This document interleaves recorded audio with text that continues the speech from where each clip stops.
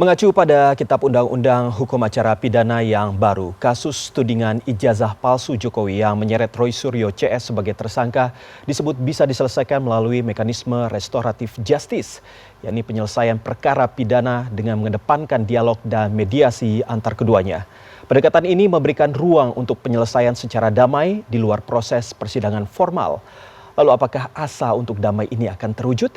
Dan bagaimana dengan kasus-kasus lainnya? Apakah KUHP yang baru ini benar-benar bisa menegakkan hukum dan keadilan yang seadil-adilnya bagi seluruh rakyat Indonesia?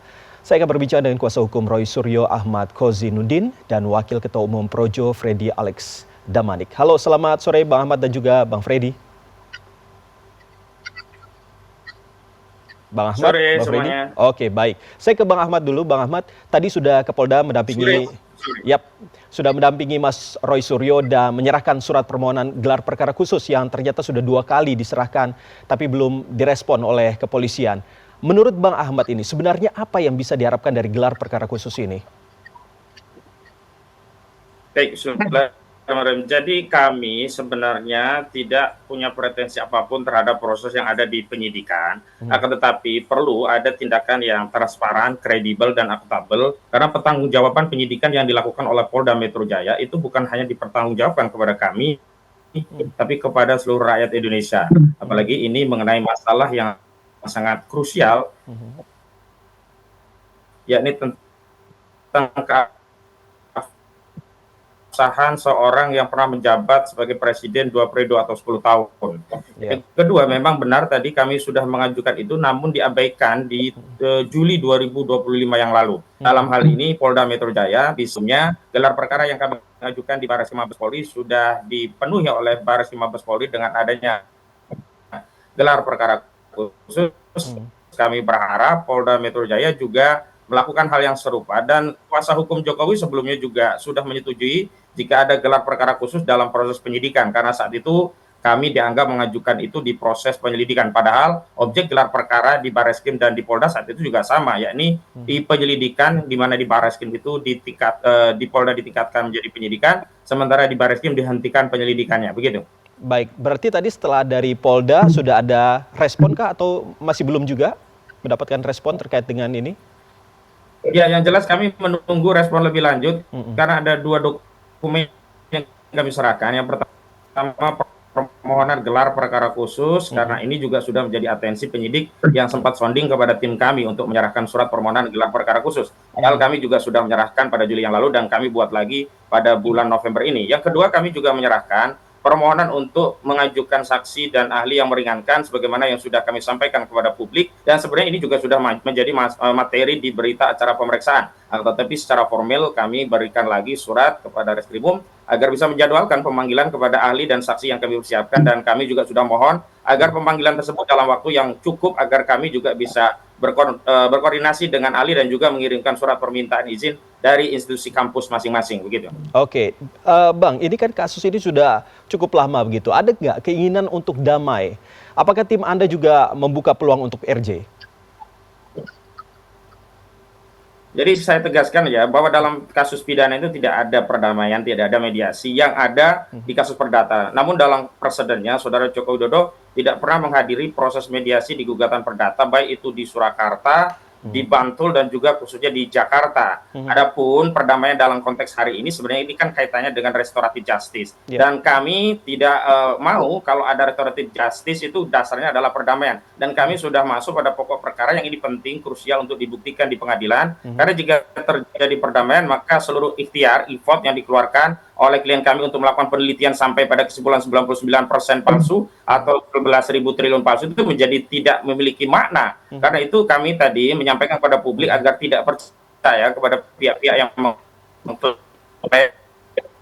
akan memediasi dan melakukan perdamaian, karena sesungguhnya dalam proses pidana tidak ada perdamaian. Terlepas, memang dalam proses pidana bisa saja ya kasus itu dihentikan baik dengan SP3 di tingkat penyidikan, SKPP di tingkat kejaksaan, bahkan deponering oleh Jaksa Agung, termasuk intervensi Presiden dengan menerbitkan amnesti atau abolisi, begitu. Tapi fokus kami tidak pada kewenangan-kewenangan aparat tersebut. Fokus kami adalah membela klien dan memastikan bahwa unsur pidana itu tidak tuh begitu. Kalau saya ke Bang Freddy sendiri. Bang Freddy, kalau menurut Bang Freddy dengan respon dari Bang Ahmad tadi seperti apa? Sebenarnya kan adanya restoratif justice ini bukannya ada peluang begitu sebenarnya untuk berdamai begitu. Sudahlah selesai begitu kasus ini. Tapi kalau dari kacamata Projo sendiri seperti apa? Iya,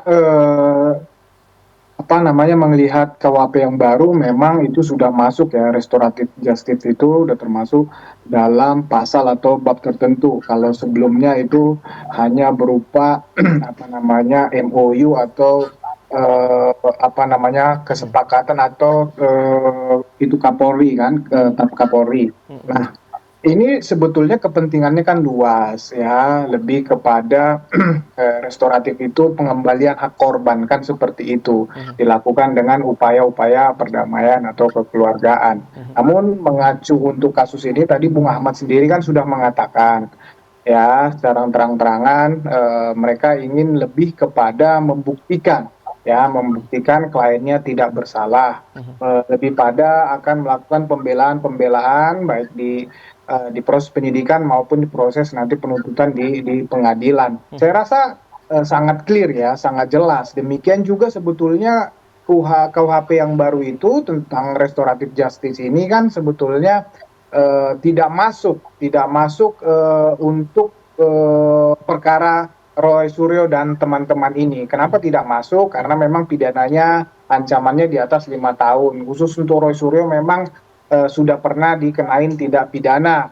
Terlebih itu dasarnya semua kan permohonan. Tadi kan sudah jelas disampaikan bahwa tidak akan menempuh itu. Jadi sebetulnya sudah sangat jelas bahwa memang biarkan proses ini berjalan ya, di proses penyidikan, di proses pengadilan, sehingga nanti publik bersama-sama akan mengawasi, kita bersama-sama akan melihat semua proses ini, bagaimana pembelaan mereka, bagaimana pembuktian JPU terhadap dakwaan ataupun tuntutan mereka, sehingga memang akan lebih memberikan kepastian hukum dan keadilan untuk kasus ini.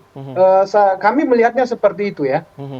Tapi kalau dari Projo sendiri setuju kalau misalnya ada restoratif justice begitu, ada perdamaian, karena mengingat beberapa tadi malam begitu ya, Roy Suryo diwawancari oleh rekan kami mengatakan bahwa ya istilahnya merespon positif dengan adanya KUHP yang baru ini. Iya ya, seperti saya katakan tadi. Jadi tujuan KUHP baru ini, restoratif itu adalah pengembalian hak korban. Ini sangat bagus. Kenapa makanya itu dimasukkan dalam KUHP yang baru. Tetapi ya kan kembali ke bunyi pasal-pasal mekanisme RJ yang diatur di dalam KUHP tersebut. Ya, ini bukan masalah setuju tidak setuju, tetapi kembali ke mekanismenya. Saya sudah sampaikan tadi, tidak untuk kasus ini tidak memenuhi syarat karena ancamannya ada yang di atas 5 tahun. Nah, kemudian juga itu mekanismenya harus ada permohonan, kemudian baru nanti ada perdamaian, kan begitu, ya. Nah, ini tadi kan sudah dijawab dengan tegas oleh Bung Ahmad, ya. Mereka lebih kepada siap melakukan pembelaan, pembuktian terhadap kasus ini di pengadilan. Jadi menurut saya bagus, restoratif justice itu sangat bagus, ya tujuannya sangat bagus, tetapi untuk kasus ini tidak bisa diterapkan karena tidak sesuai dengan KUHP yang baru tersebut. Oke, saya ke Bang Ahmad lagi. Bang Ahmad, kalau misalnya dalam tanda petik begitu ya menolak dengan adanya restoratif justice karena ingin menunjukkan kebenaran begitu. Nah, kalau misalnya klien Anda nanti ujung-ujungnya tetap jadi tersangka dan akhirnya menjadi ditahan begitu. Ini bagaimana respon Anda? Yang jelas itu kan kekuasaan yang bisa melakukan apapun. Selama ini juga polisi suka-suka, jaksa suka-suka, hakim suka-suka. Kami kabarkan kepada publik bahwa ada kezaliman melalui sarana hukum terhadap anak bangsa yang berusaha mengungkap kebenaran dengan narasi yang represif melalui narasi seolah-olah penegakan hukum. Tapi yang kami tidak ingini adalah restoratif justice jadi sarana bagi orang yang punya ijazah palsu mengklaim sebagai korban lalu dimediasi, lalu dipulihkan, dan masyarakat seluruh Indonesia diminta untuk mengembalikan ya klaim bahwa ijazahnya asli itu sebagai sebuah pengembalian harkat dan martabatnya. Dan saya tidak ingin itu terjadi. Itu sama saja meminjam tangan kekuasaan melalui proses restoratif justice tanpa masuk pengadilan, lalu dianggap dia korban dan dikembalikan marwahnya, lalu dianggap ijazahnya asli. Tidak bisa. Ini adalah persoalan bangsa, harus kita selesaikan pada generasi kita, dan tidak boleh kita wariskan masalah ini kepada generasi selanjutnya, dan tidak boleh klaim ijazah itu dijadikan asli hanya karena perdamaian, karena restoratif justice, dan kemudian saudara Joko Widodo yang mengklaim sebagai korban pelapor itu ingin dipulihkan harkat dan wibawanya, padahal dia belum pernah membuktikan ijazahnya asli di hadapan sebuah sidang pengadilan yang berkekuatan hukum tetap. Jadi saya tidak ingin terjebak dengan narasi-narasi yang seolah-olah ingin membela klien kami, padahal itu akan digunakan, potensial digunakan untuk menyelamatkan Jokowi. Saya lihat kubu Jokowi itu sudah tidak percaya diri begitu loh. Mereka begitu khawatir kalau terpaksa masuk ke pengadilan karena pada akhirnya ya objek yang jadi masalah ya ijazah itu harus ditunjukkan, dan disitulah kami akan melakukan berbagai upaya secara hukum untuk meneliti dan sekaligus mempersoalkan ijazah tersebut, sehingga kita lihat di pengadilan sejauh mana pembelaan saudara Joko Widodo saat dia dihadirkan sebagai korban, sebagai saksi untuk menjawab sejumlah pertanyaan-pertanyaan kami yang menohok, baik berkaitan dengan dokumen ijazah, termasuk juga terkait riwayat pendidikan saudara Joko Widodo tidak pernah clear, berbeda dengan Asrul Sani yang begitu jelas, tegas, sistematis menjelaskan kronologi bagaimana dia mendapatkan ijazah begitu. Bang Freddy, bagaimana respon Anda dengan ketidakpercayaan diri begitu ya dari kubu Jokowi?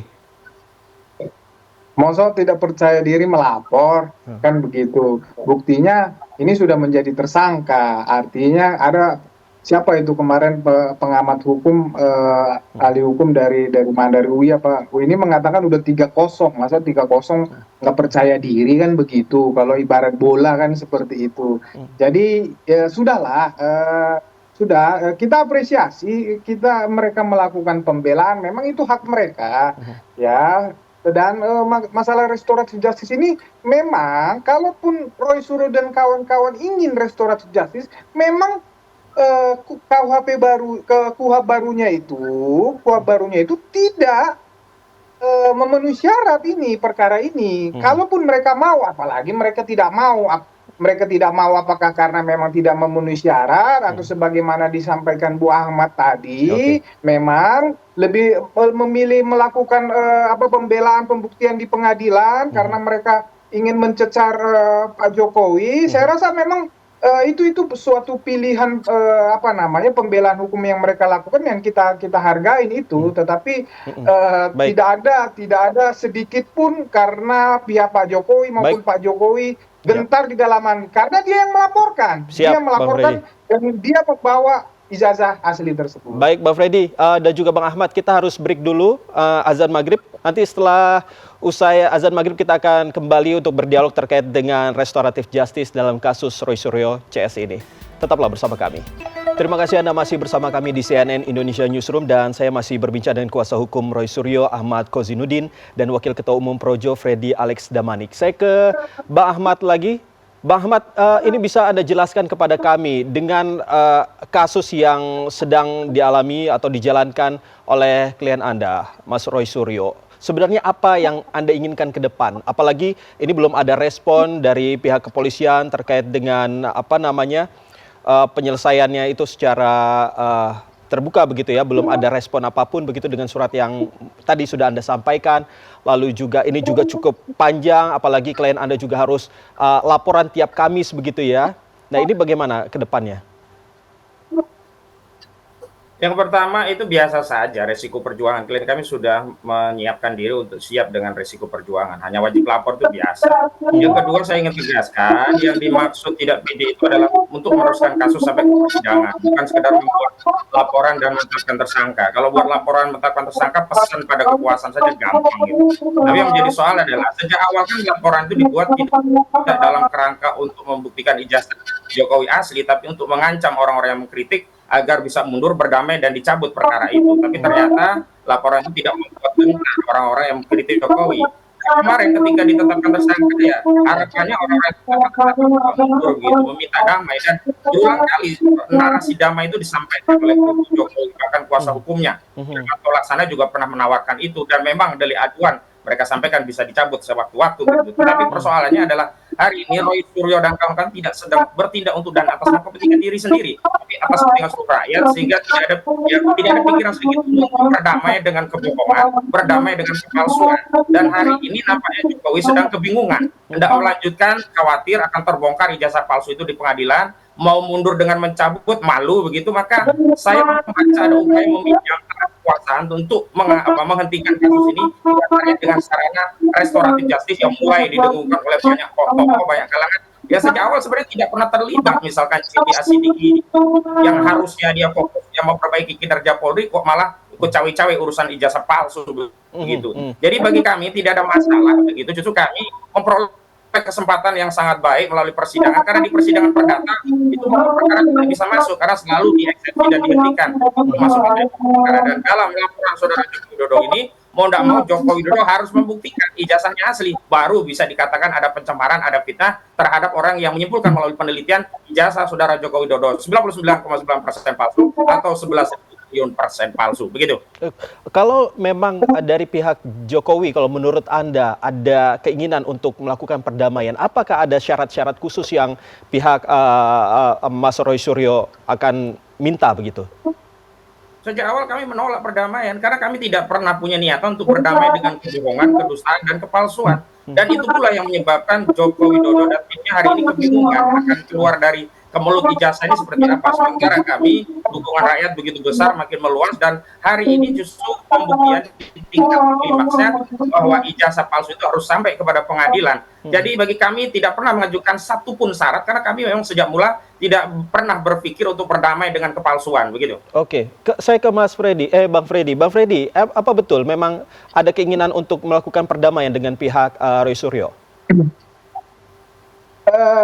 Setahu saya pernah berbincang-bincang juga dengan Pak Jokowi, saya belum ada pembicaraan itu yang pertama. Dan setahu saya juga pihak kuasa hukum, ya beliau juga tidak pernah menyampaikan, beliau hanya ya silakan saja kalau mau menempuh restoratif justice silakan diajukan kan begitu. Jadi itu bahasa-bahasa diplomatis begitu saja, tetapi kembali lagi ya kuhap yang baru, jadi percuma kita diskusikan juga ini ya, publik mendiskusikan ini. Kalau kembali ke aturan kuhap yang baru ya, kasus Roy Suryo dan kawan-kawan ini tidak memenuhi syarat untuk restoratif justice karena ancamannya di atas 5 tahun. Khusus untuk Roy Suryo, dia sudah pernah dipidana. Kemudian itu harus ada permohonan, ya baru kemudian setelah ada permohonan baru berbicara korban mau damai apa enggak. Memang begitu stepnya, mohon dulu kami mau damai, kami mau membayar kompensasi, baru ada perdamaian, baru setelah perdamaian nanti ya itulah yang akan baru misalnya apakah akan dicabut dilakukan SP3 dan lain-lain. Prosesnya memang seperti itu. Jadi tadi Bung Ahmad udah jelas mengatakan bahwa tidak akan menempuh itu, karena memang restoratif justice itu pemulihan hak korban tanpa melalui proses hukum, melalui proses pidana itu. Jadi secara konsep, secara prinsip restoratif justice ini sangat bagus, tetapi untuk di kasus Roy Suryo dan kawan-kawan ini menurut KUHP yang baru itu tidak bisa diterapkan. So menurut saya diskusi tentang restoratif justice di kasus Roy Suryo ini menurut saya sia-sia ya, tidak ada terobosan di sini untuk bisa melakukan restoratif justice.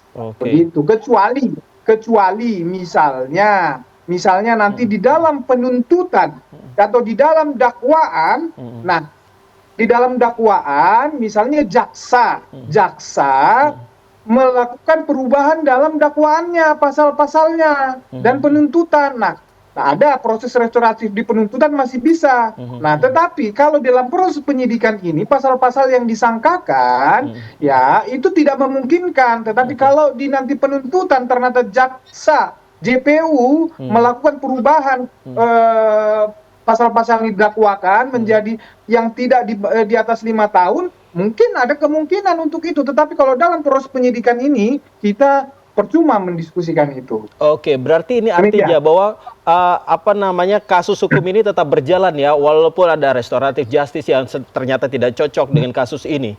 Berarti tetap jalan terus ya, Bang Freddy ya?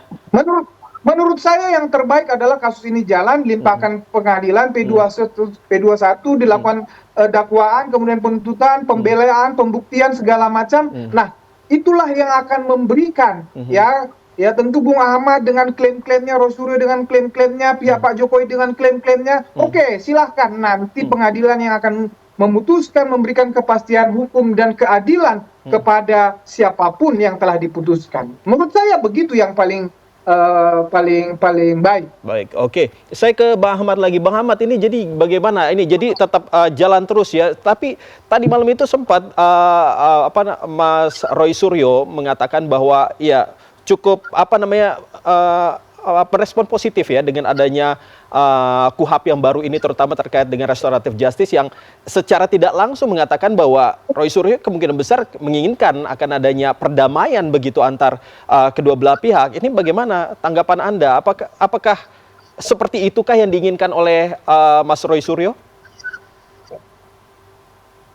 Ya, saya tegaskan tidak ada pembahasan tentang perdamaian, dan sekali lagi restoratif justice itu kan ujungnya adalah produk dari keputusan lembaga penegak hukum. Kalau di tingkat penyidikan SP3, kalau di tingkat jaksa itu SKPP, surat keputusan penghentian penuntutan.